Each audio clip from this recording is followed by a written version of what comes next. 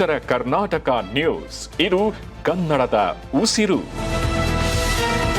AICC ಅಧ್ಯಕ್ಷ ಹಾಗೂ ರಾಜ್ಯಸಭೆಯ ವಿರೋಧ ಪಕ್ಷದ ನಾಯಕ ಮಲ್ಲಿಕಾರ್ಜುನ್ ಖರ್ಗೆ ಅವರು ಉತ್ತರಾಖಂಡದ ರಾಮಲೀಲಾ ಮೈದಾನದಲ್ಲಿ ಭಾಷಣ ಮಾಡಿದ ಸ್ಥಳವನ್ನು ಹವನದ ಮೂಲಕ ಶುದ್ಧೀಕರಣ ಮಾಡಿರುವುದನ್ನು ಖಂಡಿಸಿ ಹುಮ್ನಾಬಾದ್ನಲ್ಲಿ ಕಾಂಗ್ರೆಸ್ ವತಿಯಿಂದ ಬೃಹತ್ ಪ್ರತಿಭಟನೆ ನಡೆಸಲಾಗಿದೆ.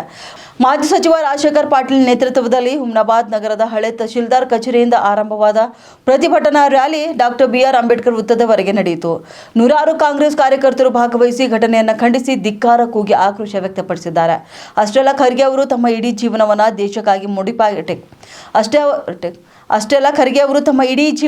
ದೇಶಕ್ಕಾಗಿ ಮುಡಿಪಾಗಿಟ್ಟ ಹಿರಿಯ ನಾಯಕರಾಗಿದ್ದಾರೆ.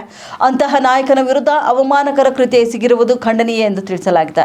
2014 ಬಳಿಕ ಇಂತಹ ಘಟನೆಗಳು ಹೆಚ್ಚಾಗಿವೆ ಎಂದು ಮಾಜಿ ಸಚಿವ ರಾಜಶೇಖರ್ ಪಾಟೀಲ್ ಆರೋಪ ಮಾಡಿದ್ದಾರೆ.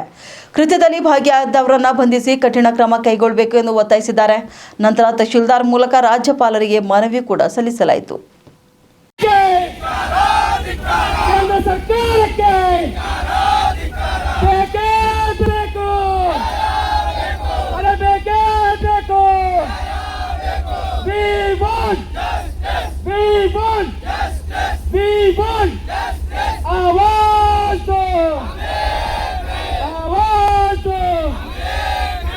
ಎಲ್ಲಿವರೆಗೆ ಹೋರಾಟ,